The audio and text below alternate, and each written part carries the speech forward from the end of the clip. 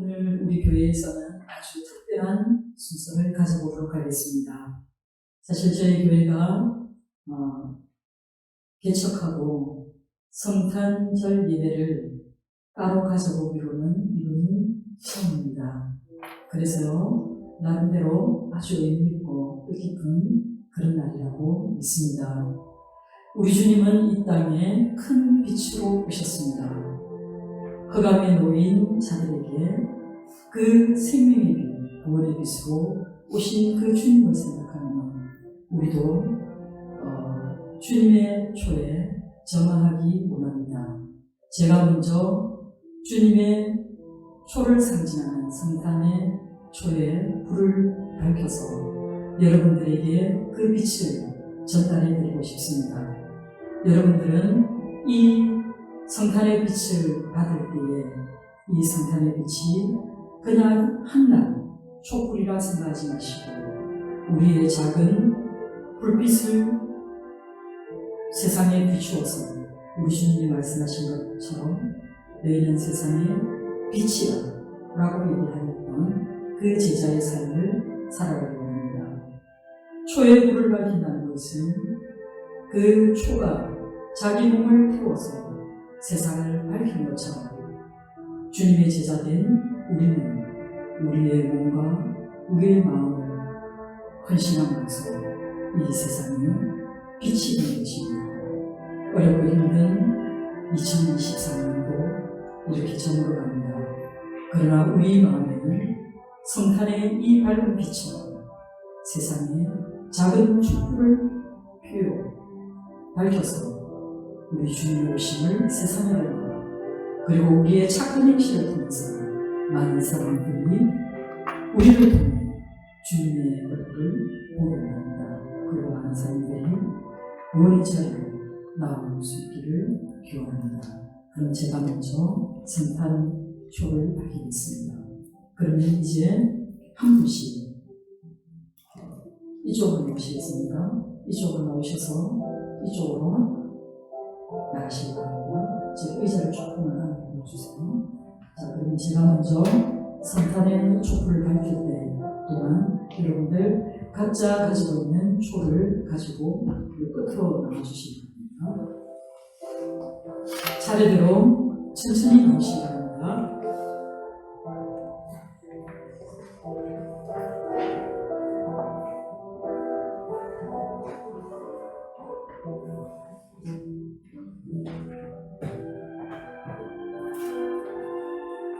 여러분에게 성탄의 초를 밝히도록 하겠습니다. 나이 순서대로 나오고 막 이렇게 하지 마세요. 예쁜 순서대로 나오세요. 아니면 주님의 성탄을 밝히는 순서대로 나와주시기 바랍니다.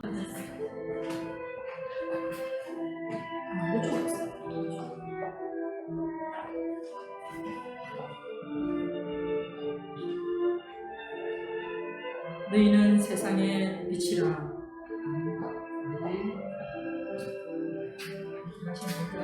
너희는 세상의 빛이라.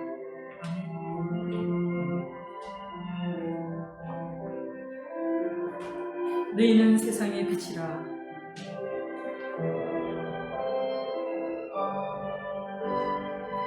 너희는 세상의 빛이라.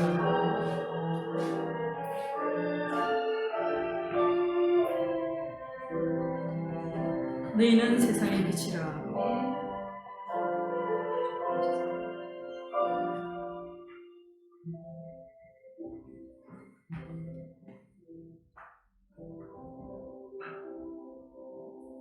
이제 가능하신 분은 다 자리에서 일어나셔서 하나님의 말씀을 받도록 하겠습니다. 하나님 말씀하여 주소서. 우리가 듣겠나이다. 이것은 하나님의 말씀입니다. 성경 말씀 누가복음 2장 8절에서 20절 말씀을 저와 여러분이 교독하도록 하겠습니다. 마지막 20절은 같이 읽겠습니다. 찾으셨습니까? 예, 그러면 제가 먼저 읽겠습니다. 그 지역의 목자들이 밤에 밖에서 자기 영대를 지키더니 주의 사자가 곁에 서고 주의 영광이 그들을 둘러주시되 크게 호소하는지라. 천사가 이르되 무서워하지 말라. 보라, 내가 온 백성에게 미칠 큰 기쁨의 좋은 소식을 너희에게 전하노라. 오늘 다윗의 동에 너희를 위하여 구주가 나셨으니 곧 그리스도 주시니라. 너희가 가서 강보에 쌓여 구유에 누워있는 아기를 보리니 이것이 너희에게 표적이니라 하니 우연히 수많은 천군이 그 천사와 함께 하나님을 찬송하이르되 지극히 높은 곳에서는 하나님께 영광이요 땅에서는 하나님이 기뻐하신 사람들 중에 평화로다 하니라.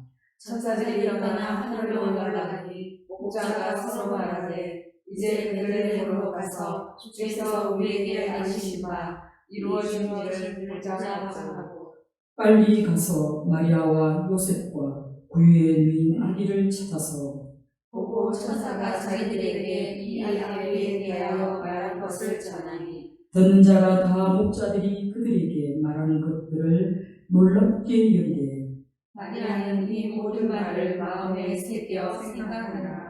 같이 읽겠습니다. 목자들은 자기들에게 이르는 바와 같이 듣고 본 그 모든 것으로 인하여 하나님께 영광을 돌리고 찬송하며 돌아가니라. 아멘. 아멘.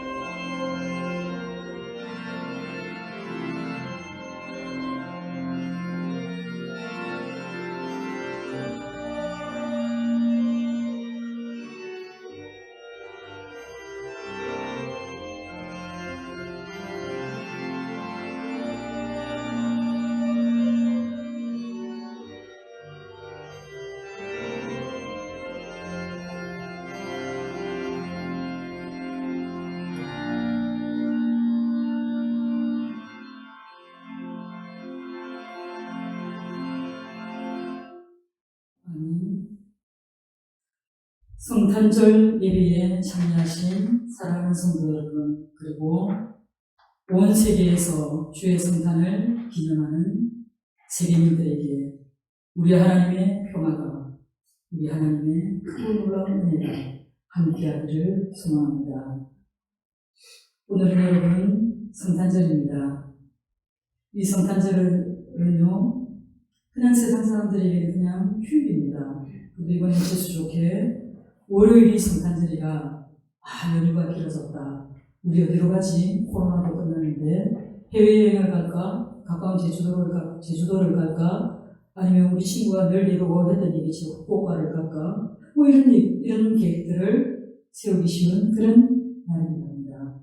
그런데 우리 그리스도인에게는 이 성탄절은 너무나 기쁘면서도, 그리고 우리의 인간이 어떤 존재인가를 다시 한 번 더 새겨보게 되는 그런 날이 바로 성탄입니다. 사랑하는 성도 여러분, 우리는 성경을 통해서 성탄에 대한 다른 두 가지 버전의 말씀을 보게 됩니다. 한 곳은 마태복음이고요, 또 한 곳은 어디입니까? 오늘 우리가 읽은 누가복음입니다. 마태복음에서는 등장하는 인물이 바로 동방 박사들입니다.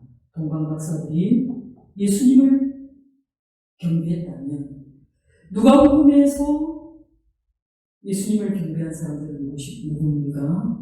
그들은 베들레헴 바깥에서 밤에 그들의 양떼를 지키던 목자들에게 천사가 그 아름다운 소식을 전해준 것을 우리에게 소개하고 있습니다. 이 목자들은요, 율법이 대부분이 그 시대의 상황에 비춰본다면 그들은 이스라엘 백성들에게 매우 평범하면서도 그런 친숙한 사람들이었습니다. 그들은 이렇게 친숙하고 평범한 그들의 이웃이었지만 목자들에 대한 인식은 그다지 좋지 못했습니다. 그들은 믿을 수 없는 사람들이라는 사회적 평판 속에서 그다지 좋지 못한 그런 사람들로 인식되었습니다. 또한 종교적인 규례에 의해서도 목자들이 하는 일은 부정한 일이었습니다. 그래서 그들은 부정직한 자로 여겨졌고 율법 밖에 위치한 그런 사람들로 다뤄졌습니다. 이런 목자들은 어쩌면 세상에서 가장 낮은 신분의 사람들일 것입니다. 그다지 내세울 것도 없고 그저 하루를 벌어먹고 살고 그리고 어쩌면 양떼를 지키고 있는 동안 맹수들에게 물려간다더라도 오히려 상한 양떼에 대해서 그들이 손실된 것을 치러야 했다면 그들의 목숨이 잃는 것에 대해서는 그다지 아까울 것도 없는 그런 사람들이 바로 목자들이었습니다. 예수님의 탄생 이야기에 누가가 이런 목자들을 주의 복음을 들은 최초의 사람으로 언급하게 된 이유는 바로 누가의 관심 때문입니다. 누가는 다른 어떤 사람들보다도 그의 관심이 세상에서 가장 비천한 자, 그리고 사회적으로 가장 억눌리고 가난한 자에게 관심이 많았습니다. 그래서 마가는 사회적으로 소외되어 있는 사람들, 어찌 보면 주의 복음을 가장 간절하게 기다리고 바라는 사람들, 주의 복음이 가장 절실한 그 사람들에게 주의 오심을 전하고 있습니다. 오늘 본문에 이 목자들은 밤에 밖에서 자기 양떼를 지키는 목자들이라고 얘기합니다. 이 목자들이 직접적으로 그리고 가장 먼저 주의 복음을 듣는 이 모습을 통해서 우리는 우리 하나님의 관심이 어디에 있는지 알 수 있습니다. 우리 하나님은 어떤 분이십니까? 우리 하나님은 고아와 과부와 나그네인 하나님입니다. 여러분, 그 당시 구약시대에 고아는 오늘날도 마찬가지지 않습니까? 어느 한 사람도 의지할 곳이 없는 존재가 바로 고아입니다. 과부는 어떻습니까? 어떤 경제적인 활동도 할 수 없이 전적으로 남자에게 의지할 수밖에 없는데 그 남자조차 없는 사람입니다. 나그네는 어떻습니까? 나그네는 그들의 공동체로부터 유리된 사람들입니다. 떠도는 사람들입니다. 정치 없이 방황하는 사람들입니다. 그런 사람들을 돌보시는 하나님, 그 복음의 메시지를 가난하고 힘없고 의지할 곳 없는 정말 복음이 절실한 그들에게 먼저 전해주었다는 사실입니다. 세상의 질서 안에서도 오실 메시아, 왕의 탄생은 당연히 왕궁에 알려져야 할 것이라고 우리는 생각하게 될 것입니다. 왕궁에서는 그 메시아의 탄생을 위해서 그 왕족에 걸맞는 그런 편안하고 쾌적하고 그리고 너무나 화려한 그런 출산을 준비하였을 것입니다.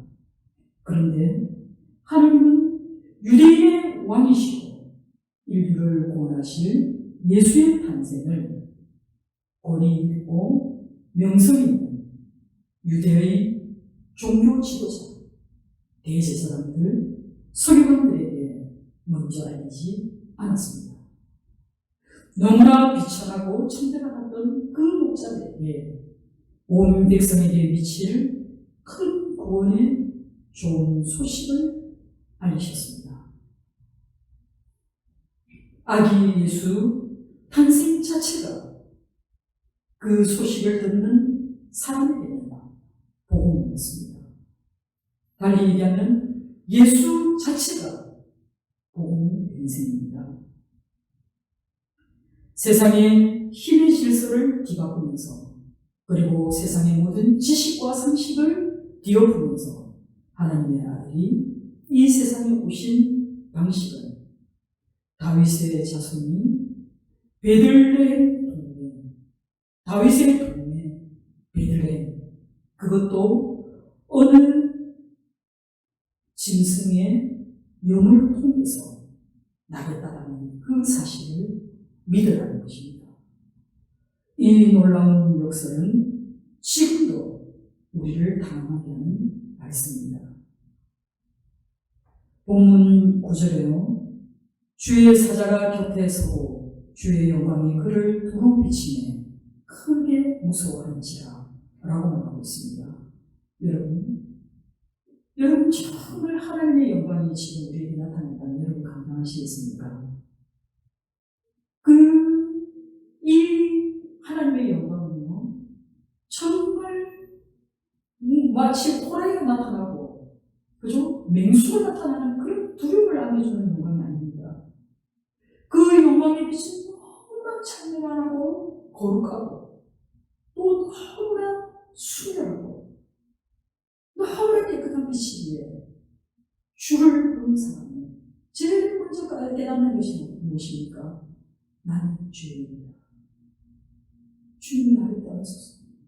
내가 감당하지 못하겠습니다. 라는 것입니다. 그와 마찬가지로 주의 영광이 비쳤을 때 이 목자들이 가졌을 두려움은 당연한 것입니다. 여러분, 지금 누가가 왜 천사를 등장시켰을까요? 이 천사는요, 그 당시 유대 사회에서 천사 숭배 사상이 존재하기 때문입니다.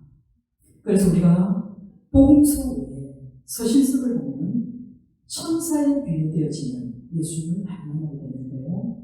그것은 그만큼 그 사람들에게도 천사보다 예수님이 더 뛰어나다는 것을 증거하기 위해서 히브리서 같은 경우는 천사를 등장시키고, 또 골로새서에서 똑같이 천사 숭배 사상이 있었음을 우리에게 말해주고 있습니다. 이와 같이 천사가 나타나는 것, 주의 영광을 볼 수 있는 것도 그 당시 사람들은 지위가 높은 사람들에게만 해당된다고 생각했습니다. 그런데 주님이 나타나셨고 주의 영광이 그 사회적 통념으로는 도저히 납득할 수 없는 목자들에게 나타나리라고는 그들은 절대 상상할 수 없었다는 것입니다. 만약에 어느 목자가 달려와서 내가 주의 영광을 보았다라고 얘기한다면 그는 신성모독으로 죽임을 당했을지도 모릅니다. 주의 영광이 비칠 때 목자들은 두려움에 떨었습니다. 두려움에 떨었던 그 이유는 구약시대에 죄로 더럽혀진 인간이 하나님의 영광을 보게 될 때 그것은 바로 죽음을 얘기했기 때문입니다. 물론 유대의 전통에서도 하나님의 영광이 종종 백성들에게 비칠 때가 있습니다. 그때는 그 하나님의 영광은 바로 구원을 상징하는 것입니다. 어찌되었든 죄 있는 인간이 하나님의 영광을 본다는 것은 신이 두려움입니다. 그러나 하나님의 영광은 곧 구원의 징표이기 때문에 자기 백성에게 구원의 기쁨을 안을 수 없습니다. 특히 본문에서 여호와의 영광이 당시 종교 기독론자들에게 무시당하고 천대받았던 그 목자들에게 먼저 나타났다는 이 사실 자체가 은혜 위에 은혜이고 또 기쁨 중에 기쁨이 아닐 수 없습니다. 그러나 하나님의 임재를 상징하는 쉐키나의 영광으로 이 메시아의 탄생을 경배하기 위해 특별한 은총을 입은 이 목자들에게 비추었을 때 주의 영광에 압도되었던 목자들을 천사가 위로합니다. 그리고 기뻐하기보다는 두려워하는 이 목자들을 안심시키면서 지금까지 그 어떤 사람에게도 들어본 적이 없는 가장 복된 소식을 전해줍니다. 그런데요, 로마의 지배를 받았던 그 당시의 사람들 생각에는 세상을 구원할 수 있는 메시아는 로마의 황제밖에 없었습니다. 여러분, 예수님이 탄생하셨던 그때는 로마 제국의 시작을 알렸던 아우구스투스의 시대입니다. 그는 우리가 잘 알고 있는 옥타비아누스입니다.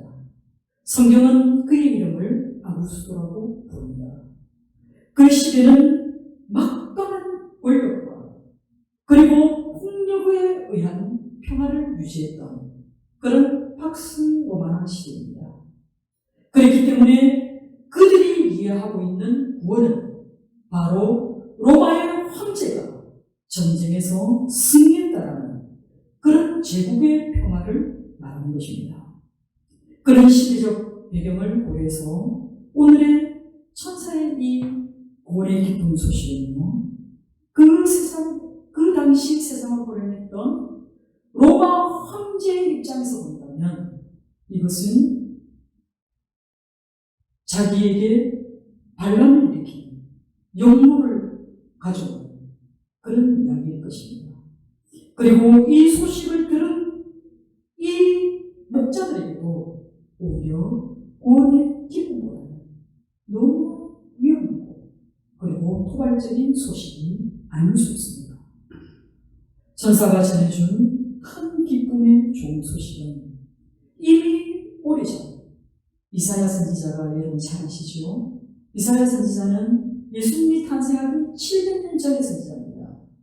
이사야 선지자와 같은 시대의 선지자 중에 우리가 잘 알지 못하는 선지자가 있습니다. 성경에도 있습니다. 미가입니다. 미가 5장 2절에 보면 그 오실 메시아는 다윗 동네에서 나실 것이다 라는 것을 이미 예언하였습니다. 이 오래전 미가 선지자의 예언대로 오늘 다윗의 동네, 즉 베들레헴에 너희를 위하여 구주가 나셨으니 곧 그리스도 주시니라 라고 천사가 말해줍니다. 여러분, 천사가 말한 이 짧은 이 문맥 속에 얼마나 많은 복음의 메시지가 담기는지 모릅니다. 메시아의 탄생은요, 인류 역사에서 삶과 죽음을 결정짓는 가장 중요한 사건입니다. 구주라는 이 소테르라는 이 호칭은 바로 예수가 인류의 구원자라는 뜻입니다. 그리고 기름 부음 받은 자라는 의미를 가진 그리스도, 크리스토스, 헬라어로 크리스토스, 히브리어로 이 메시아는 바로 인류를 구속하는 데 그가 자기의 사명을 다할 것임을 일컫는 직분을 말하고 있습니다.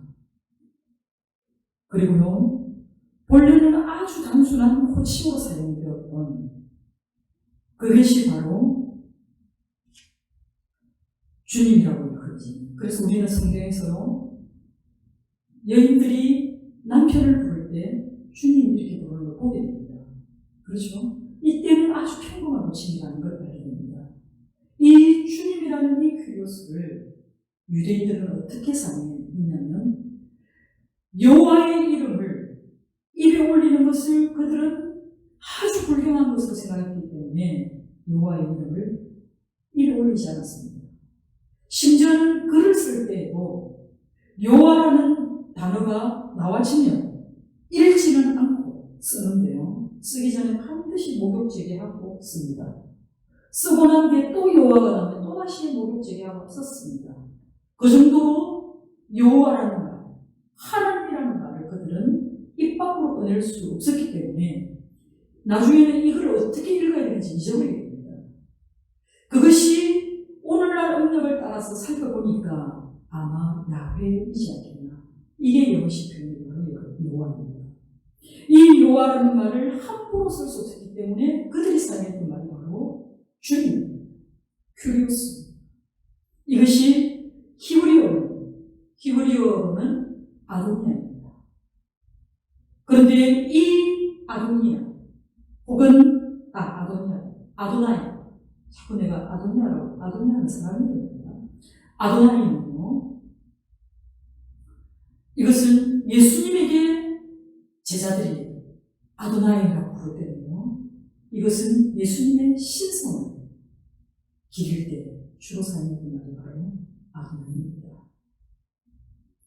천사들은 목자들에게 자신들이 전한 그 메시지가 사실임을 입증할 그 표적으로서 목자들이 얘기합니다.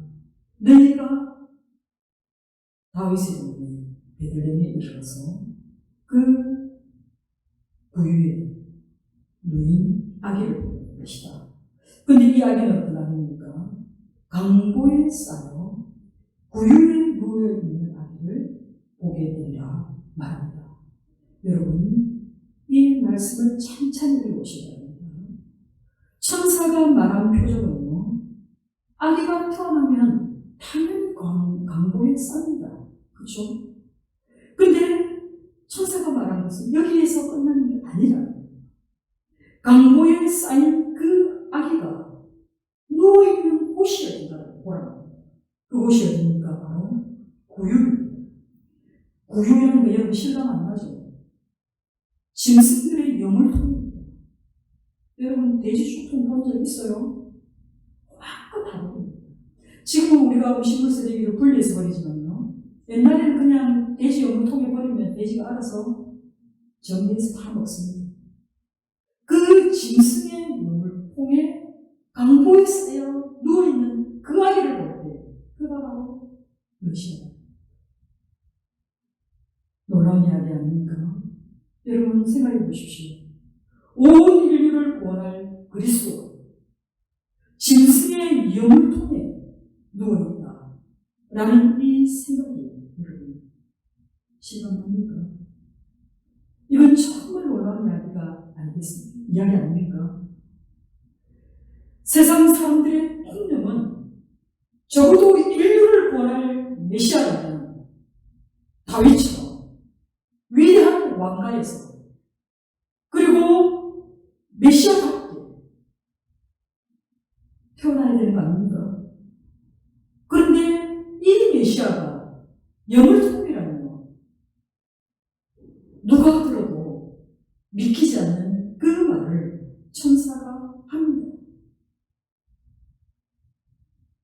그리스도의 오심은 이처럼 세상의 모든 지혜와 상식을 뒤집어 엎습니다.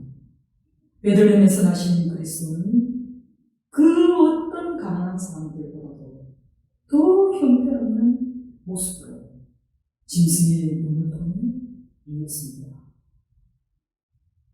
그렇다면 왜 그리스도께서는 그곳을 자신이 이 땅에 와서 밟은 첫 곳으로 삼으셨을까요?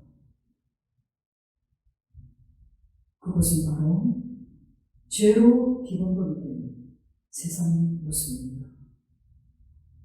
그 짐승의 영혼이 바로 여러분과 나의 삶의 자리입니다. 하나님의 아들 우리 주 예수 그리스도께서 이토록 더럽고 추한 죄인의 자리까지 내려오신 것은 영물보다 더 추악한 죄악 가운데에서 우리를 구원하시려고 하나님과 동등한 위치에도 불구하고 그 높고 높은 자리를 버리시고 죄로 뒤범벅이 된 이 세상에 친히 오셨습니다. 그것도 강보에 쌓인 채 구유에 누워졌습니다. 여러분 강보에 쌓인 아기 한번 상상해 보세요. 아무것도 저항할 수 없는 모습이지 않습니까? 그런 모습으로 누인 그 아기가 바라고 인류를 구원할 우리의 구주 예수 그리스도입니다. 바로 그리스도의 이 겸손이 목자들이 목격하게 될 때 그것이 바로 그리스도의 표적이라는 것입니다. 그분이 바로 그리스도임을 나타낸다는 것입니다. 사랑하는 성도 여러분, 사실 당시 유대인들은 그들의 메시아는 영광스러운 모습으로 오실 거라 생각했겠지만 이토록 낮아져서 누추하고 더러운 우양간에 구유에 누워있으리라고는 아무도 상상하지 못할 만큼 그들의 영적 상태가 소변과도 같았다는 것입니다. 그를 보고도 알지 못할 만큼 그들의 영적 상태를 이야기하고 있습니다. 그래서 강보에 쌓여 구유에 누워있는 아기를 보고 그를 그리스도로 영접하는 자에게는 그것이 바로 구원의 표적이 될 것이고, 반대로 구유에 누워있는 아기를 도무지 그리스도로 영접하지 못하는 사람에게는 이 표적이 바로 심판의 예고적인 경고이고 또 그들의 삶에 부딪히는 돌이 될 것이라는 말씀입니다. 메시아 탄생 소식을 들은 이 목자들은 천사가 말해준 말 그대로 믿었습니다. 그리고 그들은 지시한 대로 행했기 때문에 메시아를 처음으로 목격한 그 감격을 누렸습니다. 여러분, 우리도 목자들처럼 순수한 믿음을 가질 때 놀라운 하나님의 은혜를 경험하게 될 줄 믿습니다. 천사들이 해야 할 삶은요, 하나님의 영광을 선포하는 것이고, 그리고 그분의 권능을 찬송하는 것이 바로 천사들의 삶입니다. 이제 천사는 목자들에게 큰 기쁨의 소식이 전해졌다고 확신하게 되었을 때 하늘의 군대인 천군과 함께 그 천사들이 하나님을 찬송하였다는 것을 보게 됩니다. 여러분, 천군 천사가 주의 나심을 찬양하는 그 아름다운 천상의 예배를 여러분 한번 상상해 보시기 바랍니다. 하늘과 땅을 메울 그 찬송은 무엇이었을까요? 하늘의 군대, 바로 이 천군은 지상의 군대와 다르다는 것입니다. 지상의 군대는 싸움을 벌이고 죽이고 또 정복하는 그런 군대라면 이 하나님의 군대는 바로 평화를 선포하는 그런 하나님의 군대라는 사실입니다. 이런 천군과 천사들이 이 세상의 죄와 사망에서 구원할 아기 예수님의 탄생을 노래한다면 그들의 노래의 내용은 바로 평화의 것입니다. 평화, 평화, 평화로다 라는 것이 그들의 찬송이었을 것입니다. 이 아름다운 모습은 마치 천상의 예배를 연상시킵니다. 요한계시록에 나타나는 그 천상의 예배, 우리가 요한계시록 4장 5장을 살펴보면요, 그 천상에서 이루어질 그 예배의 모습이 얼마나 장엄하게 펼쳐질지 모릅니다. 그 장엄한 하나님 나라가 이 목자들에게 내려온 셈입니다. 그 노래의 내용을 살펴보면 지극히 높은 곳에서는 하나님께 영광이고 땅에서는 하나님이 기뻐하신 사람 중에 평화다 라고 말합니다. 여러분, 여기서 분명히 언급한 것은 하나님이 기뻐하신 사람입니다. 그렇죠? 그러면 하나님이 기뻐하신 사람은 도대체 뭡니까? 그것은 바로 하나님의 선한 은총을 입는 사람들이라는 것입니다. 여러분은 하나님의 선한 은총을 입는 사람들인 줄 믿습니다. 천군 천사들의 합창은 하나님의 구원과 그리고 예수 그리스도의 승육신 사건이 이 땅에서 이루어져갈 그 평화를 노래하고 있고, 그리고 또 하나님께 돌아갈 그 영광을 노래하고 있다는 사실입니다. 여러분, 이 천군 천사들의 노래의 내용을 살펴보십시오. 지극히 높은 곳과 땅을 이야기하고 있습니다. 그리고 하나님과 사람을 노래하고 있습니다. 그리고 또 영광과 평화를 노래하고 있습니다. 이 천군 천사의 이 아름다운 합창이 얼마나 아름답게 조화를 이루고 있는지 우리는 마치 그 음성을 듣는 것 같습니다. 이 모든 것이 가능한 이유가 무엇입니까? 그것은 바로 예수께서 이 땅에 오셨기 때문에 가능한 겁니다. 예수 그리스도로 말미암아 이제 우리는 모든 것이 밀접한 관계에서 평화를 누리게 될 것입니다. 하늘과 땅이, 그리고 하나님과 인간이 영광과 평화를 누리게 된다는 이 아름다운 메시지를 전해주고 있습니다. 사랑하는 성도 여러분, 하나님의 선한 종을 입은 여러분, 저와 여러분 같은 사람이 이 평화를 누리는 이유는 하나님이 일찍이 우리를 택하여 주셨고, 또 그 일찍이 택하여 주신 그 복음의 메시지를 우리가 믿음으로 믿기 때문에 가능합니다. 여러분, 그렇다면 평화는 도대체 어떤 걸까요? 여러분, 평화는 그냥 말이 아닙니다. 또 굉장히 어려운 말이 아닙니다. 평화는 바로 실질적이고 또 현실적인 말이 바로 평화입니다.